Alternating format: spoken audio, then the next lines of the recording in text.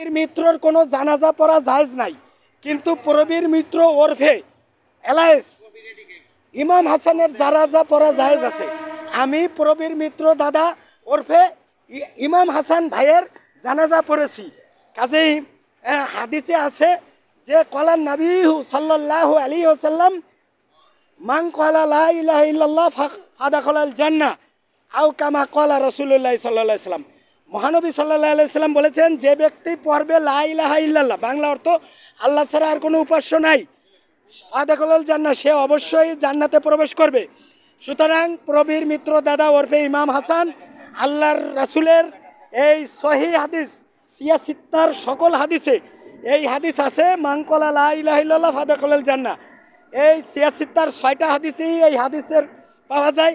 এই নির্ভুল নিখুঁত বিশুদ্ধ হাদিসের আলোকে আমি বলতে পারি আল্লাহ রাসূল বলেছেন যে প্রবীর মিত্র দাদা যেহেতু কালেমা পড়ছে উনি অবশ্যই জান্নাতে প্রবেশ করিবে ইনশাআল্লাহ। টুডে টুমরো, হয়তো 2 দিন আগে 2 দিন পরে উনি অবশ্যই জান্নাতে যাবে। এটা হাসিনাকে যেমন জান্নাতি সার্টিফিকেট দিছে, আমার বাবের ঘরে কফিলউদ্দিন ওই সালেহি সরকারের মতো আমার ক্ষমতা নাই কারো জান্নাতে সার্টিফিকেট দেওয়া, কিন্তু আল্লাহর ক্ষমতা আছে।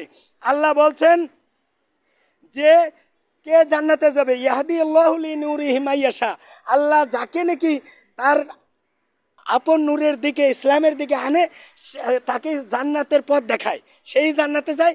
কাজেই প্রবীর মিত্র দাদা অবশ্যই জান্নাতে যাবেন, আমরা দোয়া করি। এবং আজকে এই এফডিসি তো আমার কাছে কানা কানা মনে হয়, আগে থেকেই কানা কানা। আজকে আরও একটা আকাশের নক্ষত্র ভাঙ্গে পড়লো, আজকে অনেক আরও কানা হয়ে গেল। আমার বাপ ওই যে চৌধুরী ভাই এক চিত্রনায়ক বাপ্পি চৌধুরী, উনি বলছিলেন আমি এফডিসিকে ফ্যামিলি বলতে রাজি না। আমি বাপ্পি চৌধুরীর সাথে কণ্ঠ মিলাই আমিও বলি এই এফডিসি আগের মতো আর ফ্যামিলি নাই।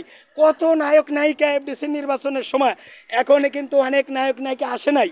আরে প্রবীর মিত্র দাদা এফডিসির একজন সদস্য, তিনি মুসলমান হয়েছে নাকি হিন্দু রয়েছে এইগুলি খাতা কিল্লানের সময় কারো নাই। উনি এফডিসির একজন সদস্য, ওনাকে সম্মান করাই সকলের নৈতিক দায়িত্ব ভাই।